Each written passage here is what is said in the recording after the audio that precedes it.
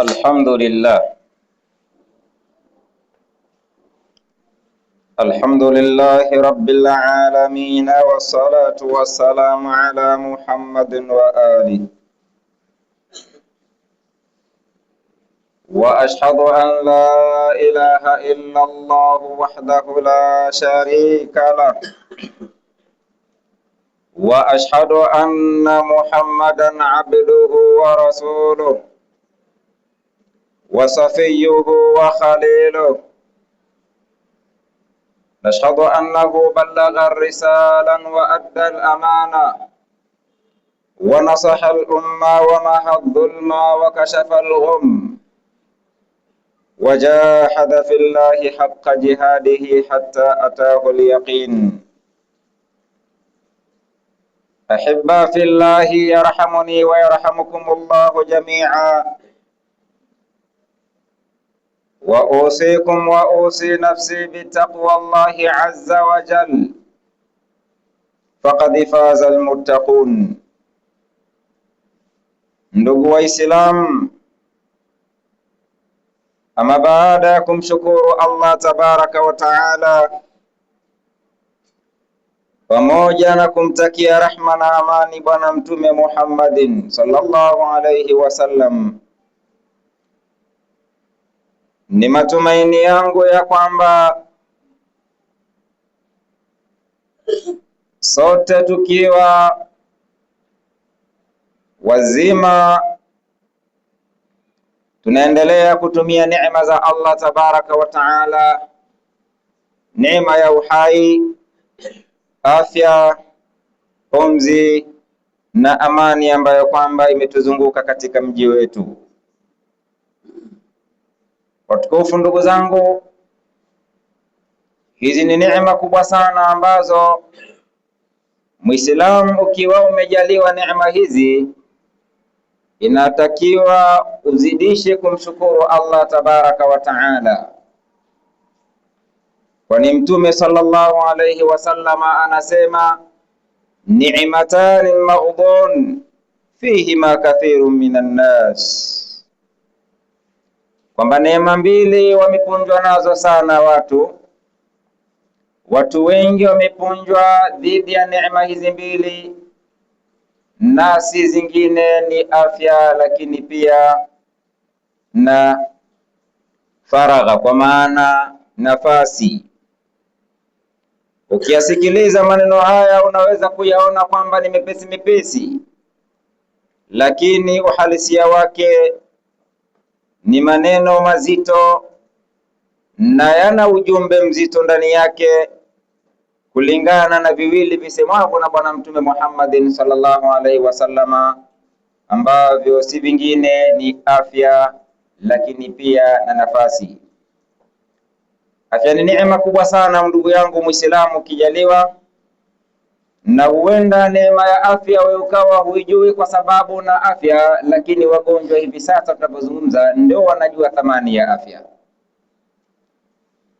Lakini tukizungumza thamani ya amani, inawezekana wewe Mtanzania, kutokana na kuzaliwa kwako babu yako na mpaka leo unaishi katika maeneo yenye amani, inawezekana hujui thamani ya amani. Hata watu wanapokuwa wanazungumza amani unaona ni kitu cha kawaida, ila wapo watu wanajua thamani ya amani katika miji ambayo tayari imeshaondoka amani. Hivyo basi, kwa mawili haya lazima tufahamu kwamba ni neema kubwa, na tutakiwa tumshukuru sana Allah tabaraka wa taala kwa neema hizi. Ndugu zangu Waislamu, tukiwa katika siku ya Aljamaa ndani ya mwezi mtukufu, leo ni tarehe 10 ya mwezi wa Muharram, mwezi wa kwanza kabisa katika kalenda ya Kiislamu toka kugura au kuhama Bwana Mtume Muhammadin sallallahu alaihi wasallama Makka kuelekea Madina. Hadi leo tunasema imetimia miaka 1448 toka hijra ya Bwana Mtume Muhammad wa sallama kufanyika.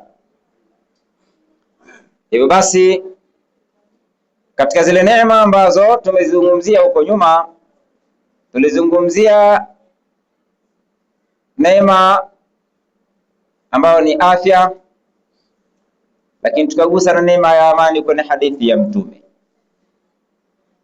Basi katika hii afya tutapaswa kumshukuru sana Allah kutujalia kufika katika mwezi huu wa kwanza tukiwa ni wazima wa afya.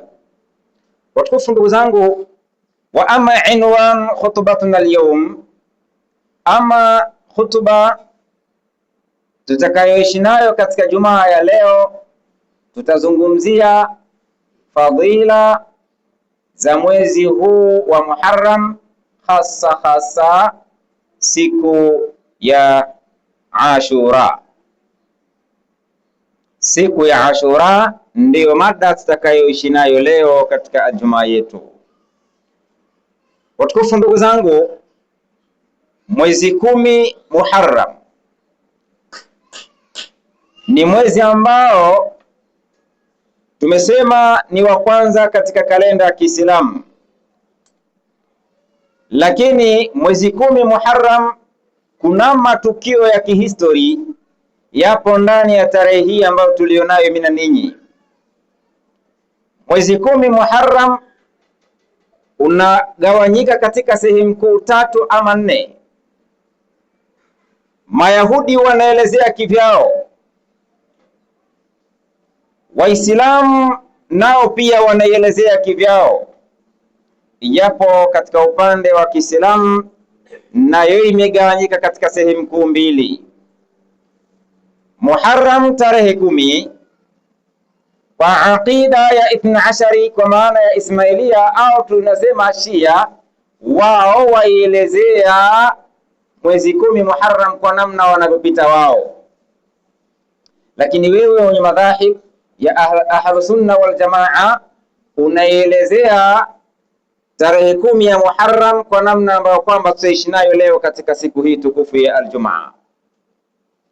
Ndugu yangu, tarehe 10 ya mwezi huu wa Muharram kwa wenzetu ambao kwamba Shia ni kumbukumbu, ni siku ya kumbukumbu ya kifo cha mjukuu wa Bwana Mtume Muhammadin sallallahu alaihi wasallam. Shia wanaadhimisha kuuawa kwa mjukuu wa Bwana Mtume Muhammad sallallahu alaihi wasallam katika tarehe 10 ya Muharram. Tarehe 10 ya Muharram kweli palitokea mauaji makubwa kabisa ndani ya Karbala, Kufa, Iraki huko, kuuawa kwa mjukuu wa Bwana Mtume Muhammadin sallallahu alaihi wasallam, na si mwingine ni Hussein ibn Ali. Ile jambo tuliloweka kando tutakuja kuliangalia kwa wakati mwingine. Lakini kama tulivyoambiana hapo, tukiwa ndani ya siku hii ya tarehe 10, bahati nzuri yamekutana matukio mawili kwa wakati mmoja. Tarehe 10 Muharram, siku ambayo tumefundisha tufunge, lakini pia tukiwa ndani ya siku tukufu ya Aljumaa. Wa indani atawajjahu ila alhabibi Mustafa Muhammadin sallallahu alayhi wasallam, na moja kwa moja tunamwelekea Bwana Mtume Muhammadin sallallahu alayhi wasallam. An Aishata ummul mu'minin radhiyallahu anha qalat, imepokelewa hadithi kutoka kwa mama Aisha, mama wa kana, ilikuwa yaumu Ashura, siku ya Ashura, yani ikifika siku ya Ashura tasumuhu Quraish. Makuraishi walikuwa wakifunga siku ya Ashura ya mwezi 10. Tunaelezea kabla ya kuhama Bwana Mtume Muhammad sallallahu alaihi wasallam yuko Makkah hapa. Kana yasumu Ashura, ilikuwa ikifungwa siku ya Ashura, ilikuwa ikifika siku ya Ashura tasumuhu Quraish, wakifunga siku hii Makuraish. Fil jahiliya, uko nyuma, Wa kana Rasulullah sallallahu alaihi wasallam, pia alikuwa mtume mwenyewe rehma na amani ziwe juu yake, yasumuhu, akifunga hii tarehe 10 ya Muharram. Falamma qudima ila almadina au falamma qudima almadina, alipotoka Maka kuelekea Madina, bwana mtume Muhammad sallallahu swamahu, pia alifunga siku hii ya mwezi 10 Muharram. Wa amara bisiyamihi, lakini pia hakuishia hapo, bali aliamrisha Waislamu wafunge siku hii ya tarehe 10 Muharram. Wakati gani huu? Ieleweke ndugu yangu, funga hii ya Ashura ambayo tulionayo siku ya leo, tunapozungumzia Ashura ndio leo tarehe 10 ya mwezi wa Muharram. Hii ndio ilikuwa ni funga kabla ya funga yako unaijua ya Ramadhani, ndio ilikuwa ikifungwa na Waislamu kabla ya Ramadhani. Sasa anasema falamma furidha, ilipofaradhishwa Ramadhan, funga ya mwezi wa Ramadhan, taraka yaum Ashura, Mtume sallallahu alaihi wasallam akaiacha funga ya Ashura. Maana yake ni mwaka wa pili wa hijra ya bwana Mtume Muhammadin sallallahu alaihi wasallam, akaiacha kufunga siku ya Ashura. Baada ya hapo akawa ni mwenye kufunga Ramadhani. Faman sama faman shaa samahu, ikabaki sasa mwenye kutaka sasa anaweza kufunga ile tarehe 10 ya Muharram. Wa man shaa atarakahu, lakini mwenye asiyotaka kufunga basi alikuwa anaiacha, maana yake huwa hakuna ubaya. Rawahu Bukhari. Hadithi hii utaipata katika kitabu Sahih Bukhari, ni hadithi ya 2002 ndio utaipata hadithi hii, lakini ukienda katika Sahih Muslim ni hadithi ya 1125 ndio utakuta hadithi hii imeeleza kwa mapana yake. An Abdullah ibn Abbas radhiyallahu anhuma, imepokelewa pia hadithi kutoka Ibn Abbas radhi za Allah ziwe juu yao yeye na mwanawe. Qala, alisema ya kwamba qadima an-nabiy sallallahu alayhi wasallam al-Madinah, kwamba bwana mtume Muhammad sallallahu alayhi wasallam alihamia Madina. Baada ya kuhamia Madina, fara al-yahuda, akawakuta mayahudi wa Madina, tasumu yaum Ashura, wakifunga siku hii ya Ashura. Faqala, mtume alipowaona wakifanya kitendo hichi akasema katika hali ya kuwauliza, ma hadha, ninyi mayahudi kwa nini mnafunga siku hii ya Ashura? Qalu, mayahudi wakamjibu mtume Muhammad sallallahu alaihi wasallam, hadha yaum salih, hii ni siku nzuri, tunafunga kwa sababu ni siku tukufu.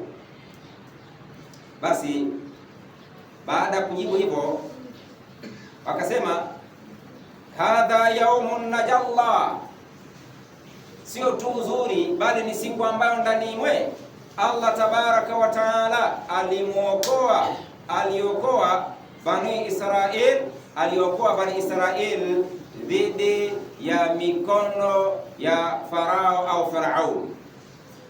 Siku ya Ashura tunaifunga kwa sababu ndio siku ya kumbukizi ama kumbukumbu ya kuokolewa wana wa Israeli chini ya utawala wa Faraun alayhi laana. Baada ya kujibu maneno haya bwana mtume Muhammad sallallahu alayhi wasallam,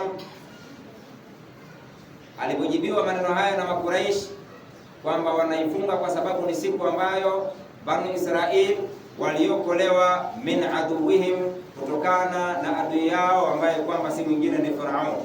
Fasamahu, basi mtume sallallahu alaihi wasallama naye akaendelea kuifunga.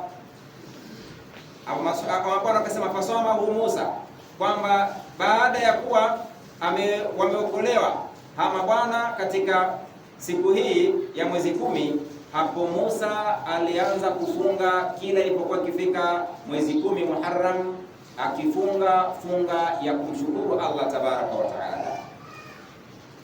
Basi baada ya hapo qala, mtume naye akasema, fa ana, ikiwa ninyi mafunga Kwa sababu hizo za kuokolewa wana wa Israeli chini ya mikono ya Firaun na kukumbuka neema ambayo kwamba Mungu aliwajalia Musa na Bani Israeli kuondoka chini ya mikono ya Firaun. Ikiwa Musa alifanya hivyo nanyi mnaliadhimisha hilo, basi fa ana ahaqqu bi Musa minkum, mimi Muhammad nina haki zaidi ya kulifanya hilo kuliko ninyi Mayahudi. Kwa nini mtume alisema haya? Mtume Muhammad sallallahu alaihi wasallam anasema al-anbiya kulluhum ikhwa, manabii wote mtume asema ni ndugu mmoja. Kwa hiyo mtume alikuwa na haki zaidi ya kulichukua na kulirithi lile la ndugu yake aliyekuja kabla yake Musa alayhi salam. Hivyo basi mtume akasema mimi nina haki zaidi ya kulifanza hili, kwa sababu al-anbiya kulluhum ikhwa wa dinuhum wahid, kwamba manabii wote walikuwa ni ndugu, alafu walikuja na sera moja na kauli moja na mlingano mmoja katika dini moja ya Uislamu. Kwa hiyo mtume baada ya kusema hivyo, fasamahu, akawa ni mwenye kuifunga funga hii ya Ashura, wa amara bisiyamihi, na akawa ameamrisha watu waendelee kuifunga funga hii. Utaipata hadithi hii katika Sahih Bukhari ni hadithi 2004, lakini pia katika Sahih Muslim ni hadithi 1130. Waislamu, tunajifunza nini katika funga hii ya Ashura? Hapa ndani yake kuna somo kubwa sana ambalo lafundishwa kwa muumini, lafundishwa kwa wewe ndugu yangu. Hivyo basi, kaka yangu na dada yangu, mama na baba na mtoto, tambua wazi ya kwamba la mustahilu ma Allah, hakuna jambo ambalo kwamba lisilowezekana mbele ya Allah tabaraka wa taala. Hakuna jambo ambalo kwamba linaloshindikana kwa Allah tabaraka wa taala. Ikiwa wewe binadamu huliwezi, yeye Allah analiweza. Ikiwa kwako ni kubwa, kwa Mwenyezi Mungu ni dogo. Ikiwa kwako limeshindikana, kwa Mwenyezi Mungu linawezekana. Hivyo kwanza yatakikana Muislamu utambue tu kwamba katika funga hii ndani yake kumetokana na matukio mawili. Jambo la kwanza ni Musa kuweza kufanikisha zoezi na kazi alipewa na Allah tabaraka wa taala ya kuweza kuwaokoa na kuwakomboa wana wa Israeli chini ya mikono, chini ya utawala, chini ya unyanyasaji na mateso makubwa ya utumwa aliyokuwa nao akiwafanyia huyu Firaun, kwa maana yeye kama Mkibti na kabila la Wakibti wafanyia Banu Israeli. Hapa kwa tendo hili Musa akawa amemshukuru Allah tabaraka wa taala kwa kufunga. Hivyo basi hii inaonyesha kwamba wana wa Israeli walipita kwenye kipindi kigumu, miaka na miaka wakiwa katika gereza ambalo kwamba lilikuwa na utumwa na kupelekeshwa, waliuawa na kudhalilishwa Bani Israeli chini ya mikono ya Farao. Lakini walikata tamaa wengine, kwa sababu walikufa vifo vya udhalilishaji mkubwa. Wakahisi kwamba haya ndio maisha tutaishi sisi tangu na ni miaka yote. Lakini la mustahilu ma Allah, hakuna jambo ambalo kwamba linaloshindikana mbele ya Allah. Linaloshindikana kwa wewe binadamu, kwa Allah ni dogo. Ndugu yangu katika imani, waalam, tambua wazi ya kwamba ashukr, mwanadamu anapojenga tabia ya kushukuru dhidi ya neema ambayo kwamba anayojaliwa na Allah tabaraka wa taala, yazidu ni'ma ala najatika min masaibik, kwanza kutasababisha, kutapelekea kule kushukuru kwako kuzidishiwa neema na Allah tabaraka wa taala dhidi ya mitihani ambayo kwamba ulioweza kuipitia ama yaliyoweza kukukuta. Muislamu tabia yake yeye akipatwa na kheri, ikiwa kama atashukuru kwa kila kwa kheri, kwa kauli ya Bwana Mtume. Muislamu kama akipatwa na shari, ikiwa atavuta subira na akashukuru dhidi ya mitihani hiyo, kwake inakuwa ni kheri, na hayo ndio maneno ya Bwana Mtume Muhammad sallallahu alaihi wasallam. Hivyo basi, ikiwa utapata na janga lolote, utakuta na mazonge, ikiwa una shida na kutafuta mtoto kwa kina baba na kina mama, ikiwa unatafuta kazi ama una mitihani, una kesi, una mabalaa kemkem, kama utakuwa umeweka nadhiri ya kutafuta kwamba msaada wa Allah ukipita, basi shukuru ndugu yangu, naweka nadhiri ambayo kwamba inayoendana na sheria kwa kufanya ibadati ambazo kwamba zinaruhusiwa na dini yetu ya Uislamu. Na haifai ikiwa mtu kutoka katika jambo ambalo kwamba lilikuwa na msibu na kuweka nadhiri ambayo kwamba ni mbaya. Zipo nadhiri ambazo zinaruhusiwa na sheria zitendwe, na zipo nadhiri ambazo haziruhusiwi na sheria kutendwa, hata kama mtu atakuwa ameweka nadhiri fulani. Lakini ndugu zangu katika imani, katika huku kushukuru dhidi ya neema ambazo kwamba Allah anazokujalia, wa fihi babu maghfiratun, asema babu maghfiratun ni mlango ambao ndani yake kuna msamaha, mlango ambao kwamba maftuhun daim. Mlango huu uko wazi muda wote kwa mtu ambaye kwamba atakayetaka msamaha wa Allah tabaraka wa taala. Ndugu zangu, wala asma mahma kathratu dhunuba, haifai kabisa kwa Muislamu kufika sehemu fulani kutokana na ubaya na kuendekeza kwake nafsi akawa ni muovu kwa namna moja ama nyingine, kwa sababu tu labda anajiona yeye kaishafanya madhambi mengi, akaona yeye hawezi kusamehewa mbele ya Allah tabaraka wa taala. Hata kama utakuwa na madhambi ya namna gani, la taqnatu an rahmatillah, usikate tamaa kutokana na rehema za Allah tabaraka wa taala.